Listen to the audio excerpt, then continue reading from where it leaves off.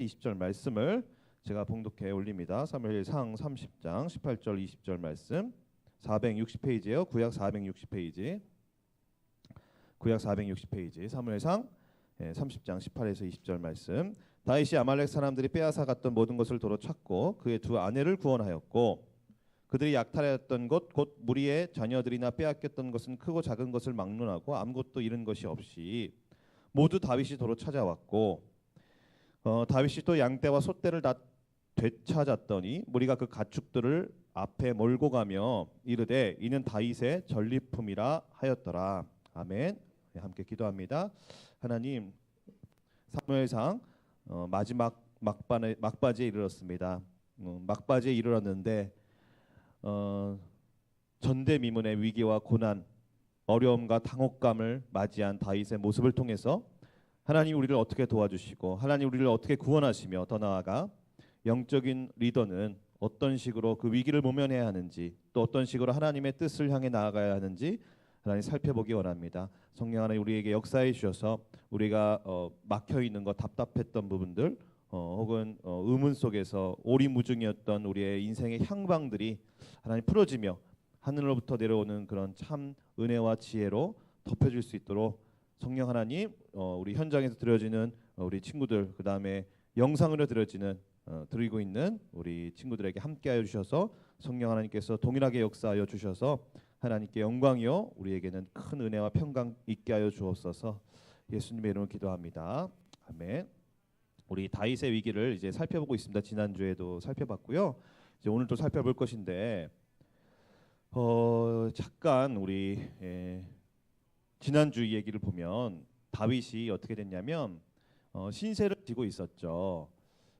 그 아기스 왕이라는 그 이방 왕 그리고 이스라엘과 적국인 왕에게 이제 신세를 지고 있었어요. 왜냐하면 사울이 계속 죽이려고 하니까 거기로 피하면 그러니까 이스라엘과 원수된 나라로 피하면 거기는 안 쫓아오겠지 하는 마음으로 다윗이 갔더니 마침 잘 받아줘가지고 아기스 왕이 그래서 거기서 이제 신세를 지고 있었어요. 다윗이요. 그렇죠?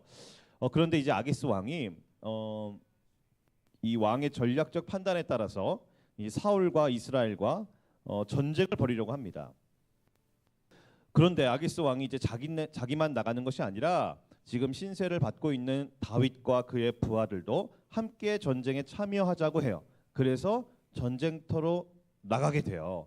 전쟁터로 나가게 됐는데 너무나 다행인 것은 뭐예요? 그 아기스 왕의 신하들이 다윗을 전쟁에 참여시키면 안 된다고 극구 만류하는 바람에 왕이 좀 다윗을 비호하고 변호하고 해보려고 했지만 이 백성들의 이 원성이 자자하고 워낙 불만이 많은 상황이어서 왕이 다윗 보고 다시 집으로 돌아가라고 합니다. 그래서 다윗은 못 이기는 척하고 다시 집으로 돌아왔어요. 다윗과 부하들은 안도의 한숨을 쉬었겠죠. 왜냐하면 동족 상잔의 비극 6.25처럼 이 같은 동족끼리 총과 칼을 겨누고 서로를 피를 흘리고 죽여야만 하는 그런 비극이 그런 전쟁의 비극이 벌어질 수도 있는 그런 아주 아찔한 상황을 잘 모면하고 돌아오면서 아마 감사기도 드렸을 거예요. 정말 큰일 날 뻔했다. 우리의 동족의 피를 흘릴 뻔했다. 혹은 우리가 그 동족에 의해서 피를 흘릴 뻔했다. 큰일 날 뻔했는데 하나님이 어떻게 하셔가지고 다행히 우리가 그 전쟁에 그 불의한 피해 전쟁에 참여하지 않을 수 있었다 하고서 감사하기도 하면서 이렇게 돌아왔는데 어떻게 되었습니까? 완전 그 마을이 쑥대밭이 되었고 초토화가 되어버렸습니다. 아말렉 사람들이라고 하는 이 아말렉 사람들은 누구냐면 이 도적대 같은 사람들이에요. 산적 같은 존재들입니다. 이 다윗의 이 처자를 그리고 다윗의 부하 처자까지요. 산채로 다 납치해 버렸고 마을에는 불을 질러 버렸죠. 그러니까 다윗과 부하들은 어떻게 했습니까? 기력이 다할 때까지, 기력이 쇠할 때까지 펑펑 웁니다. 그냥 울어요. 처자를 잃어버린 그 슬픔보다 더 큰 슬픔은 없는 것이죠. 그런데 거기까지는 이해가 되지만 얼마 지나지 않아 기이한 일이 벌어지는데 그것은 뭐냐면 백성들이 그런 슬픔과 경노의 감정을 이기지 못해서 지도자인 다윗을 돌로 쳐 죽이려고 하는 거예요. 돌로 쳐 죽이려고 하는 거예요. 그러니까 다윗은 무슨 죄입니까? 다윗도 이 선량한 피해자죠. 다윗을 위로하면서 함께 슬기롭게 대처해 보자고 공동체가 이렇게 나아가도 힘을 얻을까 말까 한 이런 상황인데 이들은 극단적인 방법으로 가려고 하는 거예요. 그러니까 완전 감정이 잃어버린, 감정 통제가 안 되는 그런 상황. 갈 때까지 가보려고 하는 이들의 모습이죠. 계속 사람들한테 당하고 그다음에 그 빚만 지고 억울함을 당하고 고통 당하고 슬픔 당하던 이 사람들이에요. 그들이 다윗에게 와가지고 비로소 다윗 때문에 인간구실하며 살 수 있었어요. 그래서 그런 호의, 다윗의 그 호의와 그런 다윗의 은혜는 송두리째 잊어버리고요. 이제는 거꾸로 다윗에게 돌을 던지려고 하는 모습을 보면 마음이 착잡하기 그지가 없는데 왜냐하면 바로 그것이 우리들의 모습이라는 거예요. 바로 그것이 인간들의 모습이고 인간의 실체라는 거예요. 그리고 그것이 대중으로 있을 때는 그 힘이 배가가 돼가지고 어마어마한 위력을 발생할 수 있는 정말 저 북한의 핵폭탄만 위험한 것이 아니라 그 대중의 그 분노 그리고 그 원망 이거는 정말 어마어마한 무서운 모습이라는 거예요. 예수님을 십자가에 못 박으라고 고래고래 소리쳤던 그 그룹은 대중들이었어요. 사람들이었어요. 짐승 그런 것이 아니에요. 짐승들이 예수님을 못 박으라고 몰아세운 것이 아니에요. 사람들이 예수님을 죄 없으신 하나님의 아들이신 그리고 이 땅을 창조하신 그분을 십자가에 못 박으라고 소리쳤다는 거예요. 인생을 살아가면서 우리는 실망에 부딪히기도 하고 낙담에 머물러 있기도 하고 그리고 내가 감정적으로 주체할 수 없는 슬픔에 잠길 때가 간혹 있어요. 그래서 그 원망이 나와 가장 가까운 자에게 혹은 가족에게 혹은 리더들에게 혹은 지도자에게 혹은 사랑하는 누구에게 쏟아낸다라는 거예요. 그런데 하나님께 부르짖어야죠. 그러니까 이 동일한 상황을 겪고 있는데요. 이 대중과 전혀 다른 모습을 보인 자가 바로 다윗이에요. 상황은 똑같은데 처자가 납치되어 있는데 반응은 달라요. 대중의 반응과 다윗의 반응이 달라요. 다윗은 어떻게 했습니까? 이것도 지난주에 한번 봤죠. 다윗은 외부적인 위기가 있습니다. 이 도적대들 그러니까 아주 속된 말로 아주 나쁜 말로 요즘 말로 이야기하자면 이 아말렉 사람들은 약간 이 양아치 같은 어떤 사람들이냐면 힘없고 약한 사람들을 강탈하고 짓밟고 유리하며 사는 그런 도적대 같은 이 범죄 집단이 아말렉 사람들은요. 이 아말렉 사람들에게 완전 뒤통수를 맞은 것이죠. 정말 전면적으로 승부를 하면 이 아무것도 아닌 사람들이 자기네들이 집을 비웠을 때 아주 그냥 뒤통수를 맞은 거잖아요. 다윗도 얼마나 답답하고 갑갑한 상황이에요. 이런 외부적인 환경, 외부적인 위기가 있어요. 더 심각한 것은 내부적인 위기예요. 내부에서 공동체에서 다윗과 가장 가까운 자 그리고 다윗에게 은혜를 받은 자들이 합심해서 다윗을 돌로 쳐 죽이려고 하는 그러니까 공동체의 원망, 비난, 저주 이런 것이 내부적 위기예요. 코로나도 마찬가지죠. 코로나로 말미암아 이 생명의 위협, 질병의 위협, 이런 위협, 건강의 위협, 경제적인 위협도 고난이지만 더 심각한 것은 내부적인 위기예요. 내부적인 위기. 서로에 대한 원망, 비판, 비난, 비방 이런 것들. 그러니까 다윗이 이 아주 곤고한 상황이고 어려운 상황이잖아요. 지금요. 왜냐하면 진짜 이들이 진짜 돌로 칠 수 있는 상황이고 자기는 정말 허무하게 지금 이 순간 목숨을 잃어버릴 수 있는 절체절명의 그 위기의 상황이에요. 위기의 상황이에요. 성경도 다윗이 매우 다급한 상황이었다고 성경 기자가 말을 했어요. 수백 명이 운집하고 합심해서 돌로 쳐 죽이려고 달려드는데 그 상황을 무슨 수로 감당하겠어요? 아무리 그 용기 백백한 장수 다윗이라도 말이죠. 그래서 오직 하늘의 도움을 입어야 할 바로 그때 하나님의 힘이 다윗에게 딱 전가가 되죠. 전해지죠. 그 다윗이 여호와를 말미암아 다시 한번 마음의 힘을 얻게 돼요. 용기를 가지게 돼요. 너무나도 두려운 상황, 다급한 상황, 급박한 상황, 그러니까 사면 초가의 상황에서 다윗은 다시 한번 일어날 힘을 얻는데 어떻게 얻냐면 위로부터 얻는다는 거예요. 여러분 힘을 아무리 땅에서 얻으려고 해도 얻을 수가 없어요. 인생의 고난과 어려움을 이길 수가 없어요. 조금만 힘든 일이 와도 금방 주저앉고 포기하는 이유는 이 땅에서는 위로와 힘을 얻을 수가 없기 때문에 그런 거예요. 아무리 문화생활, 아무리 여가생활, 아무리 취미생활 혹은 뭐 여행을 다니고 혹은 친구들을 만나서 수다를 떨고 위로를 받으려고 하고 사람들에게 구하고 못을 구하고 돈을 벌어보기도 하고 뭐 쾌락을 찾기도 하겠지만 그 모든 것으로부터 지금의 위기와 내 인생의 한계와 어려움을 극복할 수는 없는 거예요. 다윗도 안 되는 거예요. 다윗도 안 되는 거예요. 간혹가다 그러죠. 의지로 이겼다는 사람들이 있어요. 내 의지로 그 어려운 고난을 이겼다는 사람들이 있어요. 근데 그건 말에 어폐가 있는 거예요. 그 의지를 꺾을 만한 고난이 아직 오지 않았기 때문에 그런 얘기를 할 수가 있는 거예요. 우리는 힘을 얻을 수가 있습니다. 왜냐하면 하나님이 계시기 때문이에요. 일반 사람들은 힘을 얻을 수가 없어요. 위로 하늘을 바라볼 수 없기 때문이에요. 하나님 바라볼 수 없기 때문이에요. 우리는 하나님으로부터 힘을 얻어야 할 것이에요.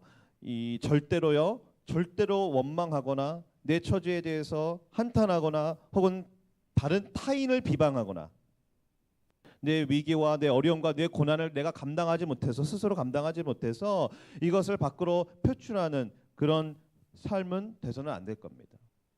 그러고 싶은 상황이 생길 때마다 우리는 위에 계신 하나님의 위로와 하나님이 주시는 힘을 받으면 돼요. 이 힘은 어떻게 주어져요? 마음으로 확 주어지고 또 생각으로 탁 주어지고 그러는 것입니다. 이것이 지난주까지 했던 내용이고요. 이어서 한번 살펴보겠습니다. 다윗이 용기와 힘을 얻고 어떻게 했나요? 다윗이 제사장 아비아달에게 에봇을 가져오라고 하는데요. 왜냐하면 여호와께 물어보기 위해서요. 8절을 제가 한번 읽어볼게요. 사무엘상 30장 8절을 보면 다윗이 여호와께 묻자와 이르되 내가 이 군대를 추격하면 따라잡겠나이까 하니 여호와께서 그에게 대답하시되 그를 쫓아가라 내가 반드시 따라잡고 도로 찾으리라. 그러니까 이게 바로 대중과 리더의 차이라는 거예요. 하나님으로부터 힘과 용기를 얻은 다윗이 가장 먼저 한 일은 뭐냐면 하나님께 물어보는 거예요. 정말 대중과 다른 행보를 보이는 것이죠. 똑같은 절망의 상황을 겪어도 리더는 다르다는 거예요. 리더는 어떻게 되냐면 하나님께 힘을 얻고요. 또 하나님께 앞으로의 상황을 여쭈어 보는 겁니다.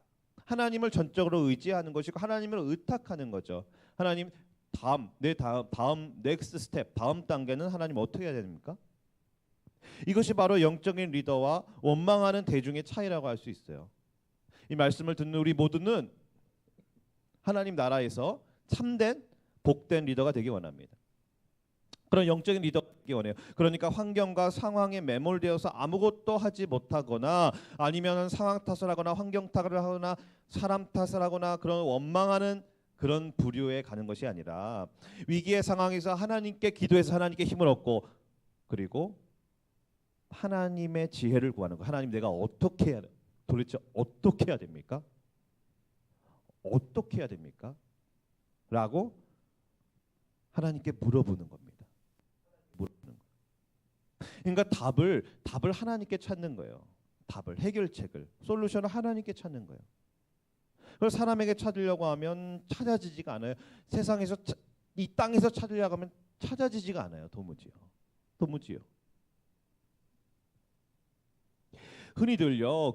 이 세계적인 기업을 운영하는 사람들은 어떤 책을 많이 보냐면 예를 들어서 뭐 손자병법, 그다음에 삼국지, 동양으로 말하면 그다음에 그 누구지? 갑자기 기억이 안 나네요. 공자의 논어책 같은 책들이요. 이런 책을 주로 본다는 거예요. 또 서구에는 서구 유명 철학자들의 책 보고요. 왜 이런 책들을 보냐면 일반 대중들이, 일반 사원들이, 일반 사람들의 생각하지 못하는 지혜와 통찰력을 얻기 위해서요. 언제요? 평시엔 잘 모르죠. 위기가 닥쳤을 때, 어려움이 닥쳤을 때. 그래서 그들은 어떤 해안을 가지고 있어서 이 코로나 시기에도 어마어마한 돈을 벌어들이고 있다는 거예요. 하지만 우리는 그것보다 훨씬 더 비교할 수 없는 그런 하늘의 숭고한 그리고 아름다운 그리고 정말 우리의 삶을 실질적으로 이끌어 가시고 인도하시고 변화시킬 그런 실질적인 힘을 가질 수가 있는데 그것은 뭡니까? 하늘에 계신 우리 하나님으로부터 그 힘이 나오는 것이고 지금처럼 이렇게 말씀을 듣거나 내가 말씀을 볼 때 하나님으로부터 내 인생의 방향에 대한 지혜를 얻는다는 거야. 그것은 모두가 볼 수 있는 것이 아니고 하나님께서 주신 그리고 하나님께로부터 받은 자만이 볼 수 있는 그런 위기에 대한 특별한 통찰력과 지혜가 있다는 거예요. 하나님 내가 어떻게 해야 됩니까? 물어보면 하나님이 반드시 길을 알려주신다는 거예요. 왜냐하면 하나님은 그것을 기뻐하시기 때문입니다. 하나님이 다윗에게 가라고 하십니다. 9에서 10절을 보면 다윗이 부하들을 이끌고 가요. 그래서 200명은 600명인데요. 총 600명 중에서 200명은 너무 피곤해서 부솔 시내라는 곳에 이렇게 머물러라고 하고요. 다윗이 그나마 이제 그 원기가 있는 400명을 이끌고 이제 가는 거예요. 그런데 더 기가 막힌 것은 11절부터예요. 11절부터예요. 정말 기가 막힌 거예요. 부하들이 애굽 사람 하나를 발견해서 다윗에게로 데려갑니다. 그리고 다윗은 그에게 떡도 주고 물도 줘요. 왜냐하면 그 사람이 아무것도 먹지 못한 채 기진맥진하여 쓰러져 있었기 때문이에요. 그래서 떡도 주고 물도 줘요. 그래서 다윗이 한번 물어봐요. 예? 물어봐요. 그가 정신을 차리고 나서 당신은 누굽니까? 너는 누구냐? 너의 정체는 무엇이냐? 그가 놀랍게도 뭐라고 얘기하냐면 아말렉 사람의 종이라고 얘기합니다. 그래서 자기가 병이 들어가지고 이 아말렉 주인이 자기를 버렸다는 거예요. 자기를 버렸다는 거예요. 참 아말렉 사람답죠. 약하면 버려버려요. 그냥 쓸모없으면 바로 버려버리고 또 약하면 짓밟아버리고 유린하고 아말렉 사람 참 답다워요. 그리고 중요한 건 무엇이냐면 바로 이자가 아말렉 사람들의 종이기 때문에 아말렉 사람들이 어디에 지금 포진되어 있는지 알고 있잖아요. 그래서 다윗이 야 아말렉 사람들이 있는 곳으로 좀 안내 좀 해달라고 다윗이 이렇게 부탁을 합니다. 그래서 이 종이 어떻게 되냐면 그러면 이 자기의 위치를 누설하지 않고 자기를 그 주인에게 데려가지 않게 해달라는 그 조건을 걸고 조건부 합의를 가지고 다윗에게 길을 안내해요. 그래서 다윗이 그 소년의 안내를 통해서 가봤더니 정말 가관이에요. 왜냐하면 그들이 그 약탈한 후에 그 산적 때들이 약탈한 후에 막 파티를 벌이고 술판을 벌이고 막 춤을 추고 있는 거예요. 정말 미칠 노릇이죠. 자기들의 처자를 가가지고 자기들의 모든 그런 짐승들과 모든 수유물을 다 가져가가지고 그걸 파티를 벌이고 있는 거예요. 광경을 본 다윗의 마음은 어떻겠어요? 그래서 다윗이 기다렸다가 새벽이 딱 되자마자 새벽부터 그들을 치기 시작해요. 쳐 죽이기 시작해요. 그래서 다윗은 아말렉 사람들이 빼앗아갔던 모든 것을 다시 도로 찾아와요. 19에서 20절을 한번 봅니다. 제가 아까 읽었었죠? 다시 한번 읽어볼게요. 사무엘상 30장 19에서 20절 보면 다윗이 아말렉 사람들이 빼앗아갔던 모든 것을 도로 찾고 그의 두 아내를 구원하였고 그들이 약탈하였던 것 곧 무리의 자녀들이나 빼앗겼던 것은 크고 작은 것을 막론하고 아무것도 잃은 것이 없이 모두 다윗이 도로 찾아왔고 다윗이 또 양떼와 소떼를 다 되찾았더니 무리가 그 가축들을 앞에 몰고 가며 이르되 이는 다윗의 전리품이라 하였더라. 얼마나 감사한 일입니까? 왜냐하면 하나도 빠짐없이 몽땅 다 다윗이 찾아왔다는 거예요. 가족들 위기에서 구원해냈어요. 그러니까 100% 다 구원해낸 거예요. 그리고 짐들까지 도로 찾아왔어요. 그러니까 예수님은 우리를 구원하실 때 우리의 부분을 구원하시고 우리를 한 반쯤 구원하신 게 아니라 우리를 100% 지옥과 사망과 마귀와 영원한 불못에서 우리를 구원해내시는 거예요. 지금 상황이 어떻게 됩니까? 매우 급박합니다. 정신없습니다. 막 위기에 빠졌다가 구원했다가 정신없죠. 그런데 우리가 한 가지 주목할 것이 있어요. 하나님에게는 이 모든 상황이 급박한 상황이 아니라는 거예요. 하나님은 이 모든 상황을 급박하게 생각하지 않는다는 거예요. 즉 하나님에게는 이 모든 상황이 위기가 아니라는 것입니다. 코로나가 우리 사람들에게는 엄청난 위기일 수 있지만 하나님에게는 급박하거나 위기가 아니라는 거예요. 이미 다 예견이 되어 있는, 이미 다 준비가 되어 있는. 하나님은 다윗에게 어떻게 합니까? 이미 아말렉 사람의 종을 딱 예비해 두시고 계셨던 것이죠. 아말렉 사람의 그 버림받은 그 종을 딱 예비해 두시고 계신 거예요. 그러니까 하나님 편에서는 급박한 게 아닌 거예요. 왜냐하면 어차피 이 종을 통해서 가족들을 구원할 수밖에 없는 지금 상황이기 때문에 하나님 편에서는요.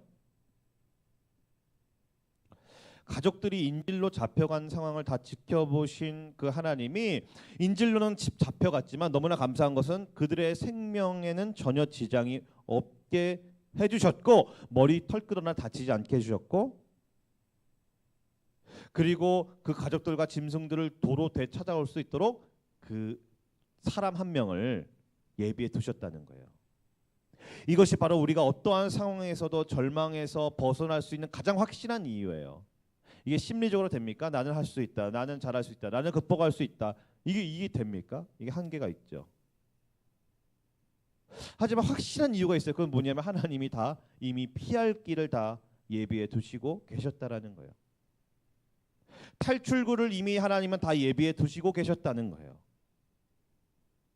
세상 속담에도 세상 속담에도 하늘이 무너져도 솟아날 구멍은 있다라 그러잖아요. 우리 하나님은 우리가 시험 당해서 아주 낙담할 때쯤 그때쯤에 하나님은 피할 길을 내시는 분이라는 거예요.